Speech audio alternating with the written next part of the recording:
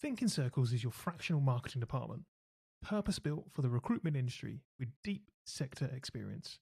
We consult with recruitment agencies, talent teams, and HR and RecTech companies to deliver strategic marketing leadership with tangible results.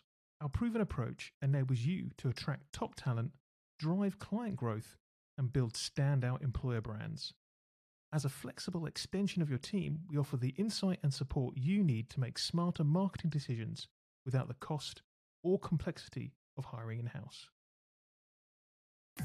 What great ideas are so close within your grasp? Seeing other points of view, anticipating change, considering multiple possible turnouts, acknowledging uncertainty, searching for compromise. We're going to talk about how to get over those limiters of innovation so that you can extract better thinking from yourself and your team. So let's talk about how to win the future.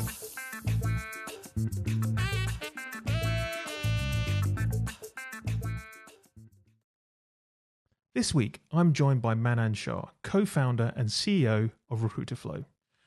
We get into what recruitment data really matters, why most agencies obsess over the wrong metrics, and how velocity, productivity, and AI are reshaping how recruitment businesses scale. If you care about building a fast, smarter, more resilient recruitment operation, this one is for you. Welcome back, everybody, to the Marketing Rules podcast. And it's my pleasure to welcome on board today Manan from Recruiterflow. Manan, it's a pleasure. Finally got you here. It's been a kind of while. We've been some backwards and forwards. But it is really good to have you with us today. For listeners who may not know you or Recruiterflow, it'd be great if you could give us a little bit about your background and a little bit about the business as it is today. Sure. Yeah. No, this is absolute pleasure to be here. We've been trying to do this for a while and glad that we worked it out. A little bit about me. I'm co-founder and CEO of Recruiterflow. We are CRM, ATS, sequencing, automation, AI. Essentially, we are a complete package. Everything that you need to run and scale your recruiting and executive search business. And have you got a background in recruitment? What's your background before you kind of became co-founder? Yeah, no, I've got a fairly, like most recruiters, right? Like when I ask them, right, like how did you get into recruiting? And they say, oh, I stumbled into it, or I accidentally got into it. And very similar story for me as well, right? Like, so I'm, engineer by training. And then back in, so about a year out of university, I started, along with my co-founders today, right? Like we started our first company. Funny enough, it was called retention.ai. So it was back in 2013. We started an AI analytics company. And we sold that company to we exited the company to a larger media entity, and I became head of product growth, everything to do with tech at a media company. Now, so here is where the story of Recruiterflow starts, right? So now this media company had a very good talent acquisition functions. They were fantastic at hiring media people, but they had, they were out of their depth when it came to tech, right? Like, so developers, designers, marketing people, stuff like that, right? Like they were kind of out of their depth, and we were getting seriously behind in our recruiting, and that had that affected everybody, all of our metrics, our targets, and stuff like that. So decided that, okay, let me look into that problem. Had no background in recruiting. Said, okay, you know what? I have a little bit of idea of how to run sales teams. How different can this be? So I started looking at tech stack. You have your LinkedIn recruiter. We started, finding people on LinkedIn recruiter and then doing outreach. And then we had like a Google sheet for tracking, and realized, okay, this is the best setup that we could, despite of looking at more than 5 recruiting software, right? Like all of those software were great for running processes and evaluations and this and that, but they were not really built for what I wanted, right? Like I wanted high velocity execution, right? Like because we were seriously behind, right? Like, and we wanted high velocity execution, and we wanted to do more and more outbound recruiting. So when I left the company, right, like I started Recruiterflow with this vision, right? Like we want to do two things. We wanted to enable recruiters to have the best in class outbound tools that the sales people have been using for a decade, right? Like, so that's number one. And number two, right, like be super focused on velocity, on productivity, right? Like everybody thinks about productivity of their sales reps, but right, like recruiters are not really that different, right? Like, but the for some reason, right, like you don't really the industry doesn't really think about recruiter productivity, recruiter velocity, right? Like we said, okay, you know what, that probably should change soon. So these two hypotheses is what got us to start Recruiterflow. Of course, the product looked a little bit different, quite a bit different back then. We've come a long way, but I think 8 years down the road, in hindsight, I'm probably safe to say that we were fairly right about both of those hypotheses. It's interesting. You also kind of touched on the use of data and analytics, right? Which I know you guys kind of are strong on. So I think that's a good place to start with. Our kind of this topic today is around kind of recruitment data and the usage of recruitment data and understanding it. So this might be a bit of a tougher question, right, to kick off, right? But what are the kind of metrics that you think that you're seeing are the most kind of underrated, right? What's underused, and which ones are the ones that are overhyped? Which ones are people kind of within that you're seeing put way too much credence in, right? But they think that's the best one. So, what's the most underrated first? Yeah.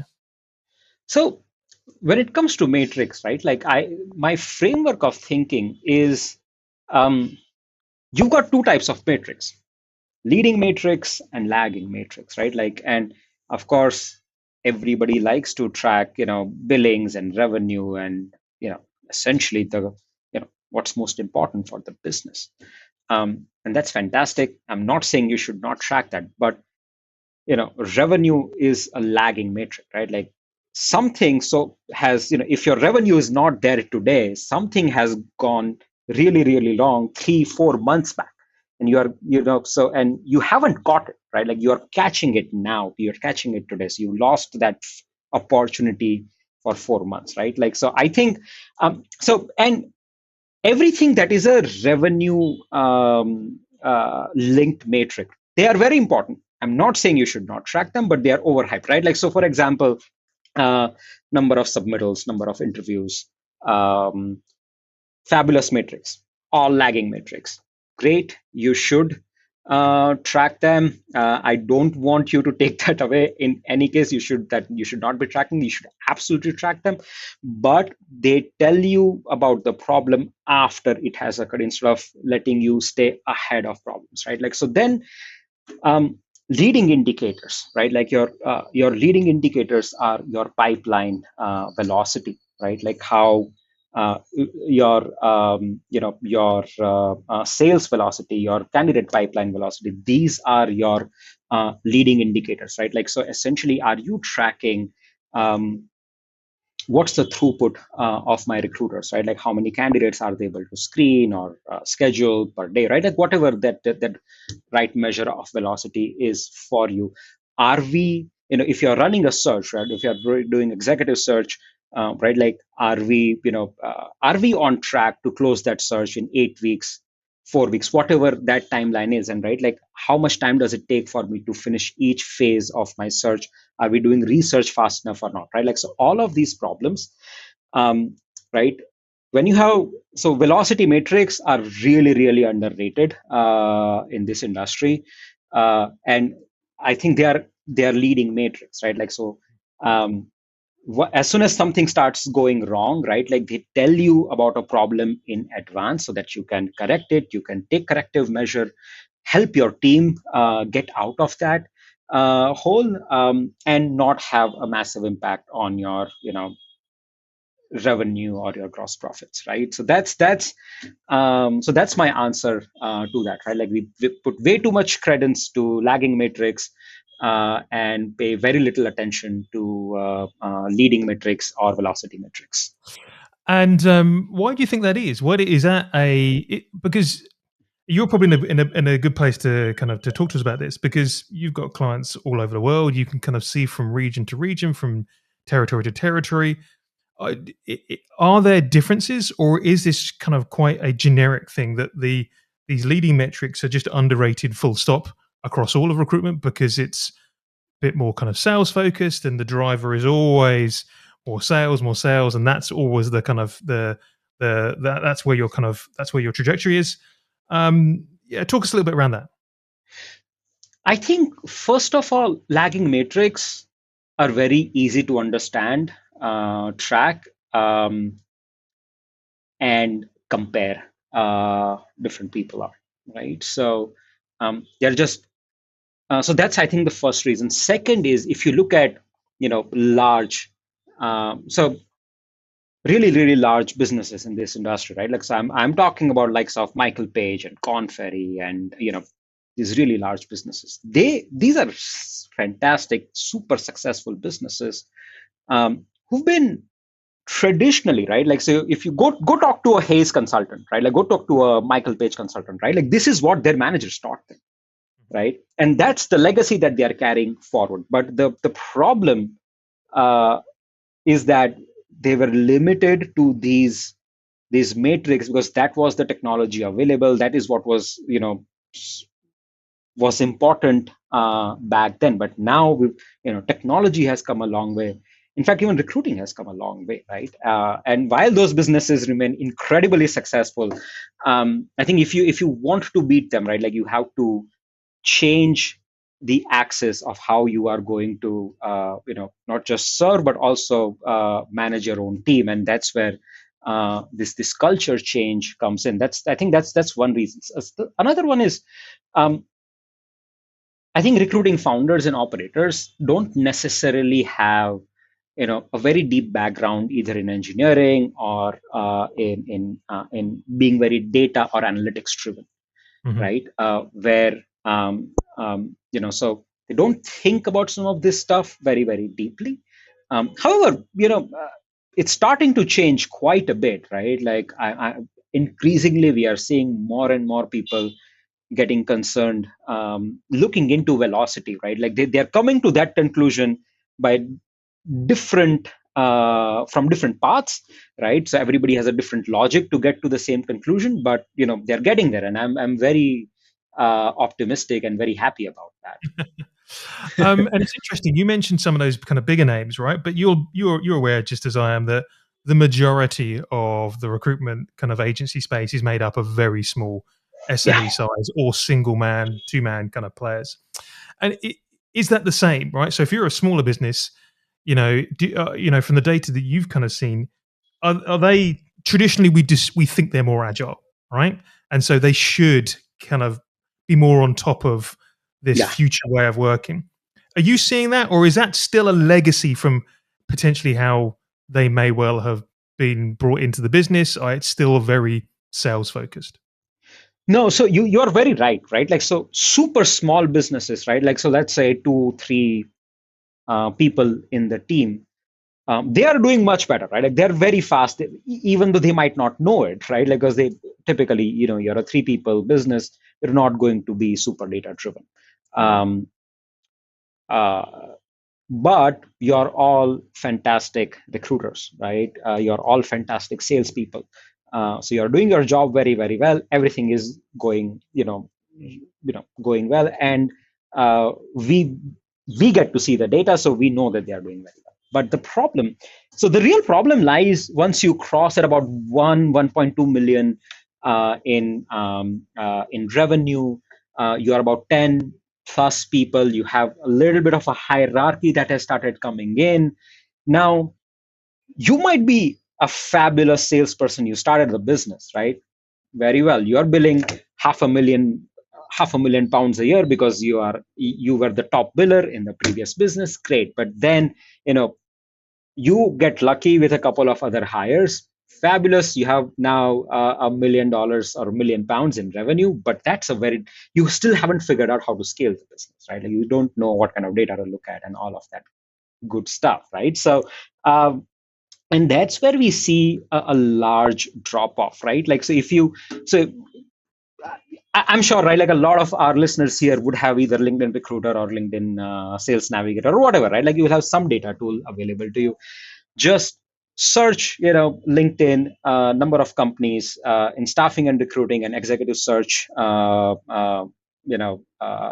industry. Look at how many companies are there in 1 to 10, 11 to 50, 51 to 200, and so on and so forth. And you will see that there are incredible number of companies, right? Like that start. They are very good businesses. There are less than 10 employees, but there is a massive drop off that happens, right? Like as soon as you get to from 1 to 10 to 11 to 50, right? Like it's like my number might be wrong, but from what we did some analysis, I think less than 10% of the business go from a startup to 10 plus employees in this industry, right? Like, and that's the scaling problem. This incredibly easy to start and very, very, very difficult to scale, right? Like this industry, that's the way it works. And that's where we are seeing the real impact of this, I would say, lack of awareness in terms of data analytics, productivity, and what does it take to be one of those, larger businesses. Yeah. Yeah, that all makes complete sense. Let's kind of dig in a little bit in the kind of in the way some of that data is used when it comes to kind of hiring. And as obviously a modern tech business, you've got automation, you've got sequencing, you've got AI, all kind of built in, right? So how should an agency of any size kind of like balance that automation piece with the human intuition piece around that data driven hiring, right? What are you seeing? Because again, I'm sure you get this a lot. There's this kind of sometimes there's a bit of a pushback against, well, you're always going to have a human involved. We kind of get that, right? Human, recruitment is a person to person. We hear that a lot. But there's reasons why businesses like yours exist, and all kinds of, and some of your competitors, because you've got all this data available. You can hand this data back to your clients. That data can be then used for automation purposes, to speed up the hiring process and that data-driven hiring process. So, what's your kind of view on the balance of human versus kind of AI when it and data-driven hiring? That's a fabulous question, James. Okay, so let's first tackle AI and humans, and let's kind of declutter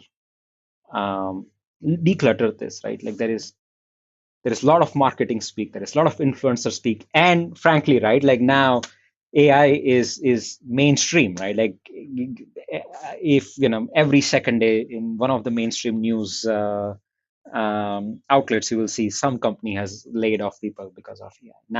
Now let's we look at our own AI workloads. Okay, so about when we look at it, right, like about it varies from company to company, but on an average, about 85 to 90% of all workloads that our AI agents are doing are non-human workloads, right? Like they did not have humans doing that stuff earlier. So it's not really replacing humans. It's mostly empowering or augmenting humans, right? Like so, or things that were just economically impossible to do if you deployed even offshore, right? Like even if you deployed offshore human resources behind it. So that's majority of what AI does today. Now, when I speak to founders, when I talk about how they should be thinking about AI, right? Like because I get asked this a lot of times, right? Like hey, I've got 10 people in my admin and support team, right? Like with AI, can I reduce my team size to this or that and all of that? I said, maybe not, most likely not, right? But that's not the right way of thinking about it. You are thinking about AI, you are using AI to reduce your cost or reduce your headcount. But if you really want to get the best out of AI, right? Like you should use AI to augment your humans, right? Like so, don't let AI make any decisions. Um, and it's very hard for people to believe because ChatGPT writes. You ask ChatGPT any question, it gives you such incredible answers, right? Like that's true, but I tell them do this, right? Like pick one topic that you know really really where you really know your stuff, right? Like so let's say recruiting, right? Like you are a great recruiter, try and get chat gpt to have a discussion with you or coach you or something like that, and within about 10 minutes you will explore the limits of how good any AI can be, right? Like so ChatGPT is a placeholder. Use Grok, Gemini, whatever you want, right? Like, and you will know the limit that AI, and you will understand that AI is very good at breadth, not really good at depth, right? Um, so that is why the best thing that you can do is empower your humans with AI, right? So get admin away from them, get data entry away from them, right? Like you're saying, right, recruiting is a people to people job, right? Then enable your people to be in front of other people most of the time, right? Like not in the crm, not in the LinkedIn, in front of talking to other people. If they can talk to other people 8 hours a day, that's what you want, right? Like so, and that's what use AI in pursuit of that goal, right? So that's and so the right, and of course our founders operators, they are going to be very numbers oriented. So I tell them the right metric to track is not, oh, how much money am I saving with AI, or how many people can I lay off because of AI, but the right metric to track is, am I able to increase my velocity, my throughput? And eventually, right, like if you, again, it's not entirely under your control, but uh, maybe revenue per employee, right? Like, am I able to move that metric? And that's, once you start thinking in this framework, right, like you start making a lot of right decisions about AI. So that's what my read has been so far, James. Now your other question about doing data driven decisions, right? Like so, as I said, you start looking into your leading indicators, you start looking at your velocity, you start looking at your productivity, you start looking at your throughput, um, and start identifying, oh, where are my what are my lowest hanging fruits, what workloads, right, like that I can some of the workloads that I can offload to automation or AI, or some of the workloads that we just never did, but it would be fantastic if they did happen, and that can offload or kind of outsource to AI agents, right? Like so, one example of that is, so let's say you are a recruiter in supply chain industry. Now, whenever a candidate comes in, you read the CV and encode information from the candidate CV, right? Like whatever part of supply chain that they are in and stuff like that. Uh, Instead of human, right? Like get AI to do it. It's pretty good at reading CV and classifying and identifying industries and stuff like that. So yeah, that's what I typically say is what your AI and automation roadmap should look like. Um, for my final question, I want to kind of come at this from a slightly different angle, and look at this really from the job seeker's perspective, right? Because again, you're capturing a lot of this kind of data. So, what is it? What are the kind of trends that you're seeing in candidate behavior based on the data that you're seeing within Recruiterflow? Because I think that is an area that tends to sometimes get forgotten. We talked a lot today about what the recruiter wants, right? Don't always necessarily talk about what the job seeker and the candidate wants, or what you're seeing and what those trends are kind of telling you. So, this might be quite a big question, right? But what are the kind of trends you are seeing? Maybe just some of the top level ones from when it comes from a candidate and job seeker perspective. Great. I'll give you two Sure. trends, both of which are have frankly taken me by surprise. So one is people are increasingly getting more and more comfortable speaking to and getting pre-screened by an AI agent, right? So most, and I'm not talking about executive positions, right? Like I'm talking about entry-level positions. I'm talking about, people born this millennium, right? So, they are, they're quite fine. Increasingly are more and more fine as long as there is transparency. And I think most places in the world, you need to, if somebody's talking to an AI agent, you need to, say that, okay, this is an AI automated kind of a system. So you've got regulation in place for that, and people are increasingly comfortable with sharing, more and more information and getting pre-screened by an AI agent. So that's that. Again, you know, I'm probably too old. I probably wouldn't be too comfortable myself. But that's one thing, right? Like, which took me by surprise. And second, this is incredible, right? Like, so we saw that uh, the match rate for inbound applications was increasing quite a bit. So what I mean is that you've got, when you advertised a job, bunch of candidates have applied, and then there is AI that runs through, hey, do they have the basic qualifications needed? And the overall match rate is going up, right? Like, so that would probably tell you that the quality of inbound applications is going up universally throughout the world across industries, which I found a little bit hard to believe, right? So I said, okay, let's look at the data. What we realized is that there are now plenty of AI tools that look at a job description, that help you customize your CV based on whatever the keywords that are mentioned in that job description, so that AI matcher will pick that candidate as a good candidate. So now AI is writing CVs for another AI to match that candidate to that, whatever that JD was, which I found very, very funny and very interesting. We again, very early days. We'll see how this all kind of plays out. But I thought listeners might interesting tidbit that they might want to know. Yeah, I mean, it doesn't surprise me that that there are smart people out there who are kind of like using AI for their own benefit when it comes to job seeking.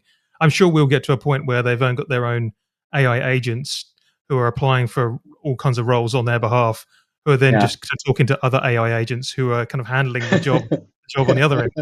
Probably at some point, I'm sure we'll get to that kind of crisis. Manan, it's been an absolute pleasure talking to you today. Some great insight. If anybody wants to know more about you or the business, we will include all of your details in the show notes. But for now, thank you very much. It's been an absolute pleasure. Well, pleasure has been all mine. Thank you for having me on, James. Thanks for listening. And don't forget, you can subscribe to the Marketing Rules podcast on Apple, Spotify, and all other major podcasting platforms. I've been your host, James Whitelock, and I hope you can join me and more amazing guests next time.